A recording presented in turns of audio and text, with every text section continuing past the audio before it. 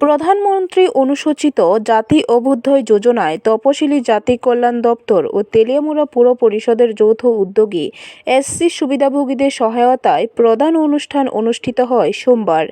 এই অনুষ্ঠানে উপস্থিত ছিলেন ত্রিপুরা সরকারের মুখ্য সচেতক কল্যাণী সাহা রায়, তেলিয়ামুড়া পুর পরিষদের চেয়ারম্যান রূপক সরকার, মহকুমা শাসক অভিজিৎ চক্রবর্তী সহ অন্যান্যরা। এদিনের এই অনুষ্ঠানে তেলিয়ামুড়া পুর পরিষদের অধীন বিভিন্ন এলাকার তপশিলিভুক্ত পরিবারকে ছোট মাঝারি ব্যবসার জন্য 10,000 টাকা করে আর্থিক অনুদান প্রদান করা হয়।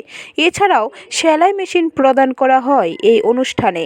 এদিনের এই অনুষ্ঠানে উপস্থিত হয়ে ত্রিপুরা সরকারের মুখ্য সচেতক কল্যাণী সাহা রায় বলেন, পিছিয়ে পড়া তথা তপশিলি অংশের মানুষকে আর্থিকভাবে স্বয়ংসম্পূর্ণ করে তোলার লক্ষ্যে দেশের প্রধানমন্ত্রী বিভিন্ন যোজনা চালু রেখেছেন।